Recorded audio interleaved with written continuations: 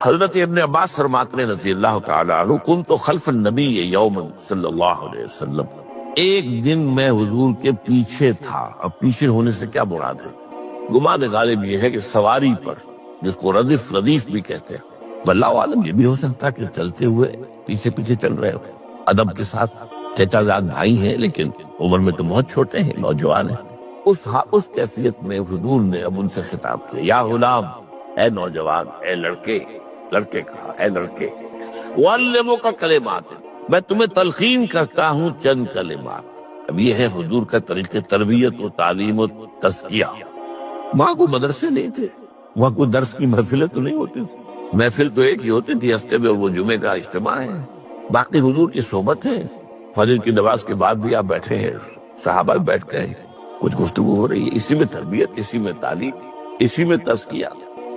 وہ علیحدہ ذکر کے حلقے جو ہے وہ ضربے مارنے کے لیے یہ تو نہیں تھے، یہ تو بات کی ایجاد ہے، میں تو سب مانتے ہیں کہ یہ بات کی ایجاد ہے، یہ مصنوع چیزیں نہیں۔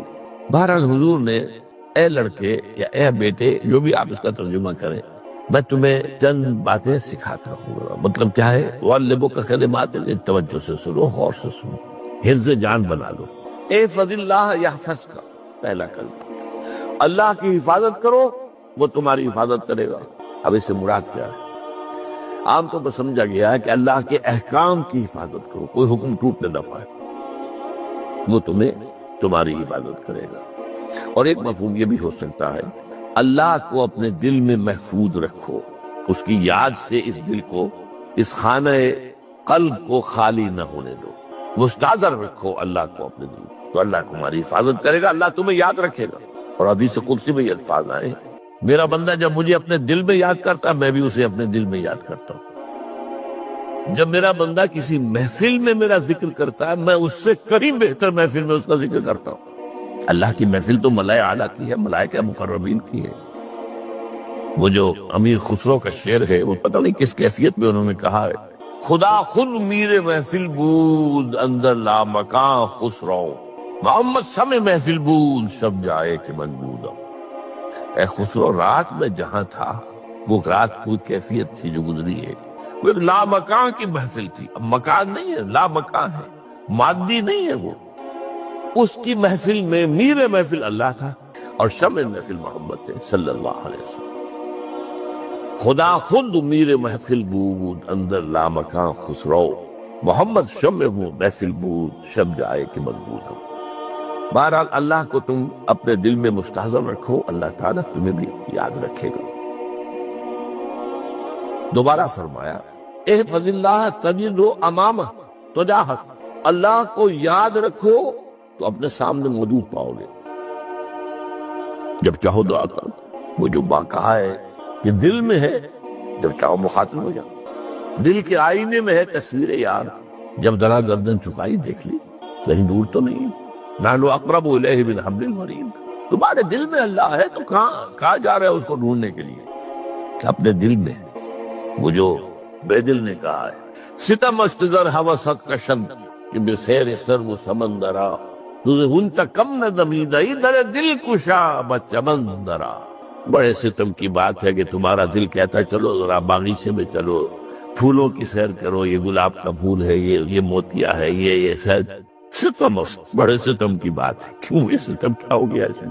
ستم است گر حوست کشد، تمہاری خواہش تمہیں کھینچتی ہے کہ بسیر سر و سمندرا، سر و سمند، ذرا ان کی سیر کرنے کے لیے آؤ۔ تجھے غنچہ کم نظر، تو خود ایک غنچہ ہے، تو خود ایک پھول، اللہ کا بنایا ہوا اشرف المخلوقات۔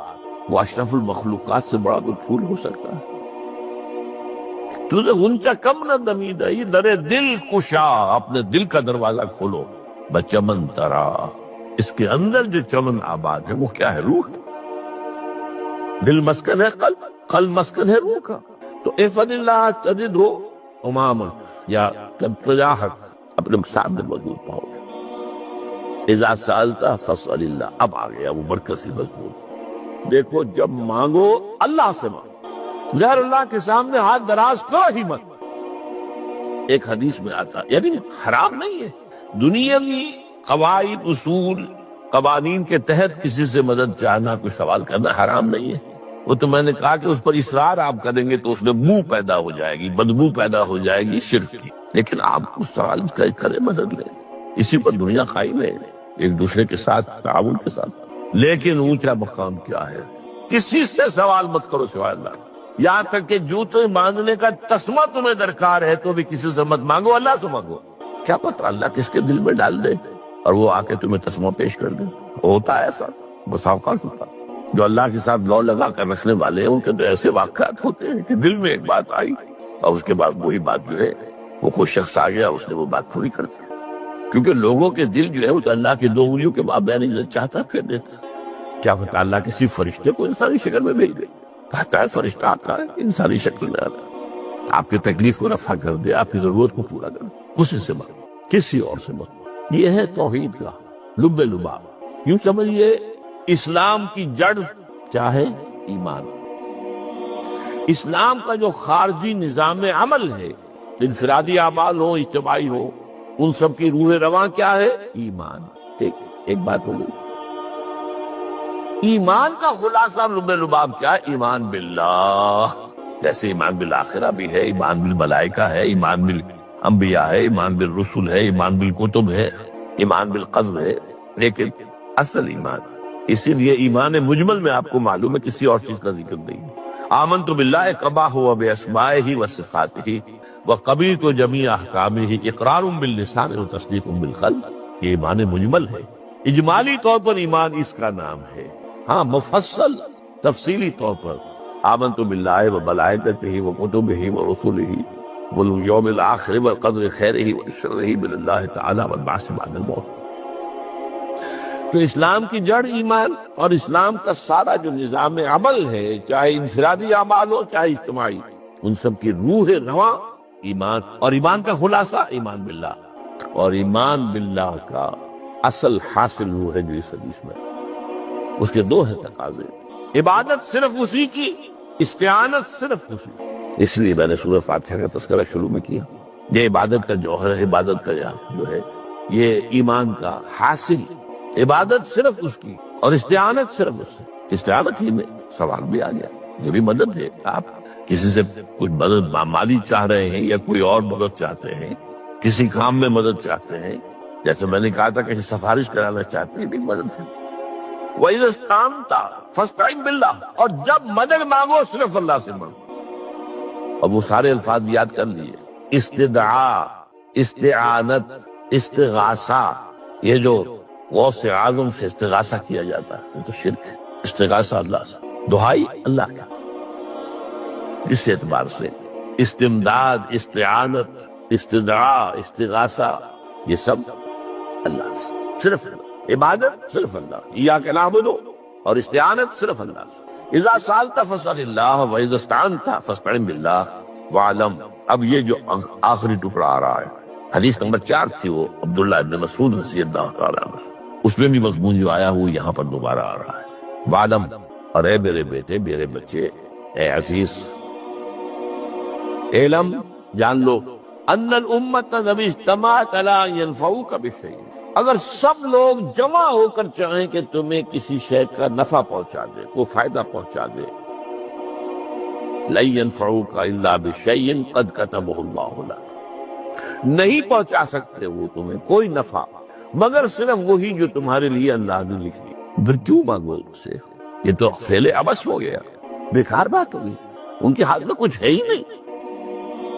لہذا یہ جان لو، سب لوگ مل کر چاہے کہ تمہیں کوئی نفع پہنچا دیں، نہیں پہنچا سکتے مگر وہی کچھ جو اللہ نے تمہارے لیے کر لکھ دیا ہے تو مل جائے گا، ورنہ نہیں۔ آپ اندازہ کیجئے کہ جو شخص اس سطح پر آ جائے اس میں کتنا استغنا ہوگا، کسی کے سامنے پیشانی رگڑے گا، کسی کے سامنے ہاتھ پھیلائے گا،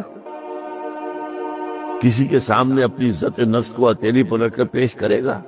تم نے سوال کیا تو عزت نفس کو تم نے اس کے سامنے پیش کر دی، اب وہ چاہے تو کچھ اس کا لحاظ کر لے، چاہے تو ٹھوکر مار دے تمہاری عزت نفس کو۔ یہ وہ مقام ہے جب مانگو صرف اللہ سے، جب مدد طلب کرو صرف اللہ سے، اور جان لو اگر تمام لوگ جمع ہو کر تمہیں کوئی فائدہ پہنچا ہو جائے، نہیں پہنچا سکتے، الا بشیء قد کتب اللہ لک وان اجتمعوا علی ان یضروک بشیء لم یضروک الا بشیء قد کتب اللہ علیہ، اور وہ سب مل کر چاہے تمہیں کوئی نقصان پہنچا دے نہیں پہنچا سکتے مگر وہی کچھ جو اللہ نے تمہارے لیے لکھ دیا۔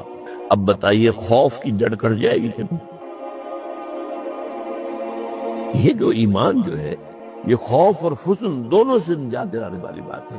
جو حقیقی مومن ہے وہ اللہ کا ولی ہے، حقیقی مومن وہ اللہ کا ولی ہے۔ اور الا ان اولیاء اللہ لا خوف علیہم ولا هم يحزنون، یہ اولیاء اللہ کو علیحدہ مخلوق نہیں ہے، کوئی ان کے سر پہ سینگ نہیں ہوتے، انسان ہی ہوتے ہیں، لیکن حقیقی معنی میں مومن اس ان پہ تو آغاز سے جو آج ہم پڑھ رہے ہیں ایمان اس درجے کا پہنچ گیا تو اللہ کا ولی۔ اور لوگ کے لیے خوف کس بات کا؟ کس سے خوف کروں؟ اس کے ہاتھ میں کچھ ہے ہی نہیں، اور اگر کچھ اللہ نے میرے لیے لکھ دیا وہ آتا رہے گا، چاہے میں لاکھ گڑ گڑاؤں اور اس کے سامنے یہ چھوڑ دے، اگر اللہ نے لکھا وہ آیا وہ تو آئے گا، تو کاہے کو اس کے سامنے گڑ گڑانا، کاہے کو جمسائی کرنا اس کے سامنے، اور کسی کے ہاتھ میں کچھ ہے ہی نہیں، میرا خیر ہے ہی نہیں، کاہے کو خوشامد کرو اس کی۔ اور سنیے رفعت الاقلام، دیکھو نوجوان قلمیں اٹھا لی گئی ہے، وجفت الصحف، اور جو رجسٹر ہیں صحیفے ان کی سیاہی خشک ہو چکی، یہ ہے وہ اللہ کا علم قدیم جس میں ہر شے لکھ دی گئی، اس کی قلم اٹھا لیے گئے۔ تو جیسے آپ کو معلوم ہے امتحان ہوتا تھا 3 گھنٹے ختم ہو گئے، اسٹاپ رائٹنگ، بس اب قلم رک جانا چاہیے، وہ قلم تو تقدیر کا کاتب جو ہے وہ قلم اس کا اب اٹھا دیا گیا، اور جو صحیفے جن پر کہ لکھا گیا ہے وہ خشک بھی ہو گئے۔ یہ تو روایت ہے جو امام ترمذی نے جس کو روایت کیا، یہ متن ان کا ہے جو ہم نے پڑھا ابھی، اور ان کا قول یہ ہے کہ یہ حدیث حسن صحیح ہے، لیکن یہی روایت اور انہی راوی سے عبداللہ ابن عباس سے رضی اللہ تعالیٰ عنہما اور بھی محدثین نے کی ہے، تو اس میں سے ایک اور متن جو ہے وہ یہاں پر امام نووی نے دے دیا ہے۔ احفظ اللہ تجد امامک، یہ تو پہلا وہ ٹکڑا تھا، وقت جاہک تھا، یہاں امامک ہے، مطلب ایک ہی ہے، اپنے سامنے پاؤ گے۔ اللہ کی حفاظت کرو، اللہ کو دل میں، اللہ کی یاد کو محفوظ رکھو، گویا کہ اللہ کو مستحضر رکھو۔ ذکر اللہ کے معنی کیا ہے؟ استحضار اللہ فی القلب، یہ ذکر اللہ ہے۔ جنہیں ہم ذکر سمجھ بیٹھے ہیں وہ ذکر کے ذریعے ہے۔ اقیم الصلاۃ لذکری، نماز قائم کرو میری یاد کے لیے، نماز ذریعہ ہے یاد۔ یہ علیحدہ بات ہے کہ آپ نے 17 رکعتیں بھی پڑھنی ہو جو عشاء کی، اور یاد آپ کو آئی نہیں کوئی، آپ تو ایک میکینیکل انداز میں جو ہے وہ اٹھک بیٹھک کر رہے ہیں، اور آپ کی زبان سے کچھ نکل رہا ہے، تو اس کا آپ کے شعور سے، دل کی گہرائی سے کوئی رابطہ ہے ہی نہیں، وہ ذکر تو نہیں ہوا۔ ہاں نماز فرض تھی وہ ادا ہو گئی، کہ فرض ادا ہو گئی۔ تو جنہیں ہم نے جنہیں ذکر سمجھا وہ ذرائع ذکر، اللہ اللہ سبحان اللہ زبان سے، یہ تاکہ اس کے نتیجے میں وہ ذکر حاصل ہو جائے۔ استحضار اللہ فی القلب، ذکر کے معنی ہے استحضار اللہ فی القلب۔ تعرف الی اللہ فی الرخاء، اور دیکھو کشادگی کے وقت میں تم اللہ کو یاد رکھو، اللہ کی طرف رجوع کیے رہو، بھول نہ جاؤ۔ وہ نہ ہو جو کبھی کہا تھا، بہادر شاہ ظفر کے اشعار میں سے بہت زور کا شعر ہے، ظفر آدمی اس کو نہ جانیے چاہے کتنا ہی ہو فام زکا، جسے عیش میں یاد خدا نہ رہی، جسے تیش میں خوف خدا نہ۔ وہ ہے کشادگی کی حالت میں، جبکہ تمہارے لیے کشادگی ہے، اللہ کی طرف رجوع کیے رکھو۔ یعرف کا فی الشدہ، تو اللہ اپنی توجہ تم پر رکھے گا شدت کے وقت میں، جب تمہیں کوئی تکلیف، اس تکلیف کو تم پر آسان کر دے گا۔ تکلیف تو آنی ہے، لکھی ہوئی ہے، وہ تو آئے گی، لیکن یہ کہ اللہ تعالیٰ اس کی شدت کو، ایک ہی چیز ہے جس کو ایک انسان بہت شدت کے ساتھ محسوس کر رہا ہے، دوسرا آدمی اتنا نہیں محسوس کر رہا ہے، احساس کا معاملہ ہوگا نا۔ وہ تو اصل میں اگر انسان کی نرز کٹی ہوئی ہے تو احساس ہوگا ہی نہیں، سر سے نہیں ہوگا۔ تو اس اعتبار سے اللہ تعالیٰ تمہارے لیے اس شدت کی کمی کر دے۔ وَعْلَمْ أَنَّمَا أَخْطَأَكَ لَمْ يَكُنْ لِيُصِيبَكَ، اور جان لو جو چیز تم سے چھوٹ گئی ہے، رہ گئی ہے، وہ ہرگز تمہیں ملنے والی نہیں تھی۔ اب آپ نے کسی ملازمت کے لیے درخواست دی ہے، درخواستیں مانگی گئی ہیں، اپنی سی محنت کر لی، نہیں ملی ملازمت، اب آپ بیٹھے ہوئے افسوس میں، رنج میں، غم میں، فلاں نے یہ کر دیا، فلاں نے یہ کر دیا، وہ فلاں جو ہے بڑی تکڑی سفارش لے آیا تھا، فلاں نے رشوت دے دی۔ چھوڑو میں اس کو، وہ تمہارے لیے نہیں تھی۔ کاہے کو اپنے ذہن کے اندر یہ کھچڑی پکا رہے ہو بیٹھے ہو؟ خامخواہ آپ شاید سوء ظن میں بھی مبتلا ہو رہے ہو، کسی نے نہ رشوت دی اور آپ سمجھتے ہو کہ رشوت دی ہے اس نے۔ یہ ساری چیزیں جو ساری سیئات، ان کی جڑکٹ ہے۔ وَعْلَمْ أَنَّمَا أَخْطَأَكَ لَمْ يَكُنْ لِيُصِيبَكَ وَمَا أَصَابَكَ، جو چیز تم پر آ گئی لم یکن لیخطئک، ہو ہی نہیں سکتا تھا کہ وہ تم پر نہ آتی، یہ کر لیتا تو ہو جاتا، شاید یہ کر لیتا، میں نے ٹیکا پہلے لگوا دیا ہوتا تو یہ بات نہ ہوتی۔ بھائی وہ جو ہونا تھا وہ ہونا تھا۔ اب یہ وہ چیز ہے جس سے انسان میں کیفیت پیدا ہوتی، تسلیم و رضا۔ ہم بھی تسلیم کی خو ڈالیں گے، بے نیازی تیری عادت ہی صحیح، اے اللہ جو تو نے چاہا مجھے قبول ہے۔ اسی لیے میں نے ہم کو آیتیں سنائی سورہ تغابن کی، ما اصاب من مصیبت الا باذن اللہ، کوئی مصیبت نہیں آتی مگر اللہ کے اذن سے۔ وَمَن یؤمن باللہ یہد قلبہ، جو اللہ پر ایمان رکھتا ہو اللہ اس کے دل کو ہدایت دے دیتا ہے۔ ہدایت کس بات کی؟ تسلیم و رضا۔ ستمش گر حوست کا شر کہ میں سر سلو سمندرا، نہیں یہ دوسرا شعر میں پڑھنا چاہتا تھا۔ سر دوستاں سلامت کہ تو خنجر آزمائی، نہ شبت نصیب دشمن کے شبت ہلا کے تیلت۔ اللہ تیری طرف سے ہے، مجھے قبول ہے، اور بظاہر مجھے تکلیف ہو رہی ہے لیکن یقیناً اس میں میرا کوئی خیر ہے۔ یہ دیکھل خیر، تیرے ہاتھ میں تو خیر ہی خیر ہے جو بھی تیری طرف سے آئے۔ سر تسلیم خم ہے جو مزاج یاد ہے، اور یہ مضمون جو ہے زیادہ بڑے پیمانے پر سورہ حدید میں آیا ہے۔ ما اصاب من مصیبت فی الارض ولا فی انفسکم الا فی کتاب من قبل ان نبرأها، کوئی مصیبت نہیں آتی نہ تمہاری جانوں میں نہ زمین میں، زمین میں زلزلہ آ جانا، سیلاب آ جانا، کچھ اور زمین کا دھنس جانا، یا یہ ہے کہ تمہاری جانوں میں کوئی بخار ہو گیا، کوئی اور تکلیف ہو گئی، اچانک معلوم ہوا کہ ثابت تو کینسر ہے، اور کینسر بھی اب 3rd سٹیج کو پہنچ چکا ہے، لیکن جو بھی آیا ہے وہ اللہ کے علم قدیم کی کتاب میں پہلے سے لکھا ہوا، فی کتاب من قبل ان نبرأها، یہ کتاب میں درج ہے اس سے پہلے کہ ہم اسے ظاہر کریں۔ اس کا نتیجہ کیا نکلنا چاہیے؟ لیکن لا تاسوا علی ما فاتکم ولا تفرحوا بما آتاکم، افسوس نہ کیا کرو جو تم سے جاتا رہے، چھوٹ جائے، کوئی عزیز فوت ہو گیا، کوئی موقع ہاتھ سے نکل گیا، ارے بھائی میں چوک گیا، بڑا موقع تھا، اب اس پر افسوس کر رہے نہیں، جو چیز لیکن لا تاسوا علی ما فاتک ولا تفرحوا بما آتاک، جو اللہ تمہیں دے دے اس پر اتراؤ مت۔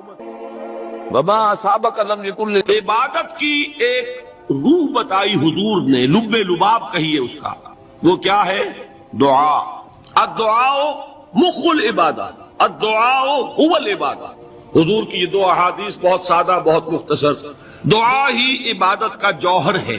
مخ کہتے ہیں ہڈی کے اندر جو گودا ہوتا ہے وہ مخ ہے، گودا جو ہے عبادت کا وہ کیا ہے؟ دعا۔ توحید فی الدعا کیا ہے؟ صرف اللہ کو پکارا جائے، اور شرک فی الدعا، جس کو بھی پکاریں گے آپ مدد کے لیے اس کو آپ نے معبود بنایا ہے۔ کسے باشا یہ مسئلہ سمجھ لیجئے، لا تدعو مع اللہ احدا، اللہ کے ساتھ کسی کو مت مانگو۔ حضور نے فرمایا کہ جوتی کا تسمہ بھی مانگنا ہو تو اللہ سے مانگو، اللہ نے تو دروازہ کھولا ہوا ہے، جو چاہو مانگو، کسی اور سے مت مانگو۔ دیکھیے ایک علمی مسئلے اور ہوتے ہیں، یہ جو روحانیات کا معاملہ ہے، عالم ارواح میں کیا صورت ہے، ارواح صرف کہیں اللہ کے پاس کسی کولڈ سٹوریج میں ہے یا اس کا اس دنیا سے بھی کوئی تعلق ہے، یہ علمی مسائل ہے۔ فرض کیجئے اس وقت کوئی ارواح یہاں موجود ہو، فرض کیجئے، میں اس کا انکار نہیں کروں گا، ہو سکتا ہے کہ ہو سکتا ہے کوئی روحانیت والا شخص بتا بھی دے کہ ہاں فلاں کی روح موجود ہے، ہوگی بھائی، اسے نظر آتی ہوگی، ٹھیک ہے۔ یہ بھی ہو سکتا ہے کہ کوئی شیطان جن ہو اور وہ دھوکہ دے رہا ہو کہ میں فلاں کی روح ہوں، ہو سکتا ہے کہ نہیں؟ لیکن یہ بھی ہو سکتا ہے، وہ بھی ہو سکتا ہے، مجھے اس سے بحث نہیں۔ مجھے جس سے بحث ہے وہ یہ ہے کہ مجھے پکارنے کی اجازت نہیں ہے، ہوا کرے کسی کی روح موجود ہو، ہوا کرے، مجھے میرے رب کی اجازت نہیں ہے کہ میں اسے پکاروں۔ مدد مانگوں گا اللہ سے، دعا کروں گا اللہ سے، استغاثہ کروں گا اللہ سے، تکلیف کے لیے دہائی دوں گا اللہ کی۔ اب اللہ جس سے چاہے کروا دے، کسی روح کو بھیج دے، کسی فرشتے کو بھیج دے، مجھے کیا ہے؟ مجھے آم کھانے ہیں، پیڑ نہیں گننے۔ فلاں روح نے آگے کام کر دیا، کرے بھائی، میرا کام بننا چاہیے، اور فرشتہ آ گیا اس نے کام بنا دیا، کرے، مجھے کیا غرض ہے اس سے، میرا کام بننا چاہیے۔ میرا مسئلہ یہ ہے کہ مجھے پکارنا ہے صرف اللہ۔ اللہ کو اس کی بھی قدرت ہے کسی کو نہ بھیجے، نہ کسی روح کو بھیجے، نہ ملائکہ کو بھیجے، بغیر کسی کے جو چاہے کر دے۔ اللہ کا مرضی ہے، وہ چاہے کسی روح کو بھیج دے، کسی فرشتے کو بھیج دے، مجھے اس سے غرض ہی کوئی نہیں۔ مجھے تو اپنی تکلیف کا دور ہونا مطلوب ہے، اس کے لیے میں پکاروں گا، سمجھ رہے؟ دیکھیے میں سادہ ترین کر رہا ہوں مسئلہ، عبد القادر جیلانی کی روح یہاں ہے یا نہیں، حضور کی روح انور یہاں ہے یا نہیں، یہ تو علمی مسئلہ ہو گیا نا۔ یہ فرشتے یہاں ہے کہ نہیں؟ کوئی اختلاف ہے؟ میں پکار سکتا ہوں اسے کہ بھائی ذرا میرا کام کر دینا. یہ کروں گا تو شرک موجود ہے. کرامن کاتبین ہے کہ نہیں؟ موجود ہونا نہ ہونا یہ مسئلہ علمی. جو اصل میں شرک سے متعلق مسئلہ ہے تو یہ ہے کہ پکارنے کی اجازت. دیکھیے حضور کی ایک حدیث ہے اور یہ ایک ہمارے لیے خوشخبری ہے. آج 8واں دن ہے آپ کو، آپ اپنی نیند کی قربانی دے رہے ہیں، آ رہے ہیں، سن رہے ہیں. یہ حدیث بھی سن لیجئے، بشارت والی حدیث ہے. مجتمع قوم فی بیت من بیوت اللہ، نہیں جمع ہوتے کچھ لوگ اللہ کے گھروں میں سے کسی گھر میں. اس کا مصداق اول تو مسجد ہوگی، لیکن تقریباً تمام محدثین نے مانا ہے کہ صرف مسجد تک محدود نہیں ہے، سب گھر اللہ کے. یہ جگہ کس کی تو عام ہے یہ چیز، لیکن مسجد کیا ہوگا تو مصداق اول ہوگا. مجتمع قوم فی بیت من بیوت اللہ یتلون کتاب اللہ ویتدارسونہ بینہم. کام کیا کر رہے ہو کہ اللہ کی کتاب پڑھ رہے ہو، وہ سمجھ رہے ہو، سمجھا رہے ہو. تو کیا ہوتا ہے؟ الا نزلت علیہم السکینہ، ان پر اللہ کی طرف سے سکینت کا نزول ہوتا ہے. وغشیتہم الرحمہ، رحمت خداوندی انہیں ڈھانپ لیتی. وحفتہم الملائکہ، فرشتے ان کے گرد گھیرا ڈالتے ہیں. وَذَكَرَهُمُ اللَّهُ فِي مَنْ عِنْدَهُ، اور اللہ ذکر کرتا ہے ان کا ملائکہ مقربین کی محفل میں. دیکھو تم کہتے تھے یہ انسان بڑا گھٹیا ہے، میرے وہ بندے اس وقت میرے گھر میں جمع ہیں صرف میرے کلام کو سمجھنے کے. اللہ فقط ذکر کرتا ہے اللہ. والذین آمنوا اشد حبا للہ، جو حقیقتاً مومن ہے، جو واقعتاً ایمان کا رمز آشنا ہو گیا، وہ سب سے زیادہ محبت کرتا ہے اللہ. یہ اشد حبا للہ، یہ عبادت کا وہ باطنی روح والا. اب ذرا آئیے سورہ زمر سے آگے چلیے.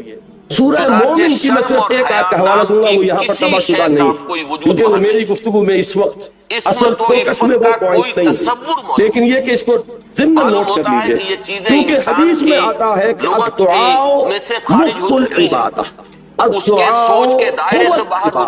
دعا جو ہے وہ عبادت کا اصل جوہر، بلکہ اس سے بھی آگے بڑھ کر دعا ہی اصل عبادت. جس کو آپ پکارتے ہیں وہی آپ کا معبود، جس کو آپ نے مشکل کشا سمجھا ہے وہی آپ کا معبود، جس کو حاجت روا مانا ہے وہی آپ کا معبود.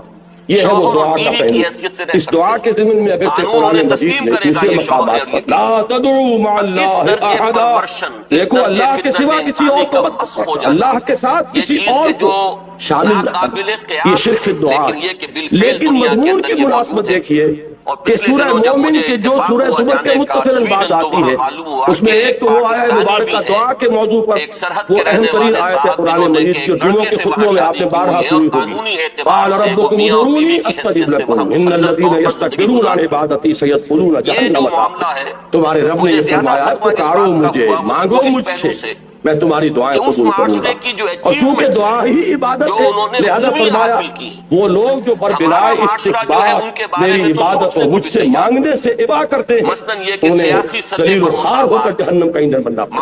تو اللہ کو پکارو، اللہ سے مانگو. لیکن یہ کہ اس سورہ زمر کے ساتھ جو اس کا ربط و تعلق ہے وہ واضح ہوتا ہے آیات نمبر 65 اور 66 میں. یہ آیت نمبر 60 تھی جو ابھی میں نے آپ کو سنائی. آیت نمبر 65 ہے هو الحی لا الہ الا هو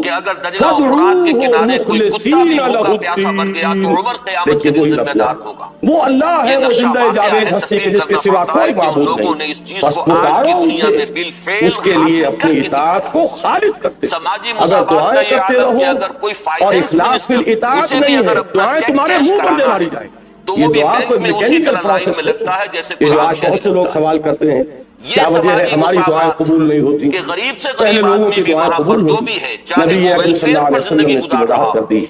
آپ نے نقشہ کھینچا کہ ایک شخص ہے جو بہت دور سے سفر کر کے حرمین پہنچا ہوا، ملتزم سے چمٹا ہوا ہے، یا جبل نور پر ڈھینگا مشتی کر کے اوپر پہنچا ہوا ہے، سب سے اوپر پہلوان قسم کا اور اس نے ہاتھ اٹھائے ہوئے ہیں، پکار رہا ہے اللہ رجلا اشعث اکبر یطیل السفر، بہت لمبا سفر کر کے آیا، کپڑے غبار آلود ہیں، بال جلدے سے اٹے ہوئے، یمد یدیہ الی السماء، اور اپنے دونوں ہاتھ آسمان کی طرف پھیلا رہا ہے، یا رب یا رب وانا یستجاب لذلک. اس شخص کی دعا کیسے قبول ہو؟ چیزیں ہماری تھی لیکن یہ انہوں نے کر کے وملبسہ حرام قسمتی ہماری یہ ہے کہ ان چیزوں کے بارے میں تو ابھی حالانکہ اس کا کھایا ہوا حرام کا ہے، اس کا پہنا ہوا حرام کا، اس کا جسم حرام سے بنا، حرام غذا سے تلوث بنایا ہوا، یہ چیز اس کی دعا کے لیے ایک حجاب بن گئی ہے۔ کیسے ایسے شخص کی دعا قبول ہو تو کیسے؟ آپ کو کتابیں ملیں گی دعا کی قبولیت کے مقامات کون کون سے ہیں، دعا کی قبولیت کے اوقات کون کون سے ہیں، یہ ساری چیزیں جمع ہو گئی۔ اس سے زیادہ متبرک مقام کوئی، اس سے زیادہ مقدس مقام کوئی ہوگا؟ وہاں پر پہنچ کر بھی انسان دعائیں مانگ رہا ہے، دعائیں کے منہ پر دے ماری کیوں کہ مخلصین لہ الدین، یہ شان ہے، یہ نہیں ہے تو دعا دعا ہاں یہ بات میں رکھیے کہ در توبہ جو ہے وہ وہاں ہے کھلا۔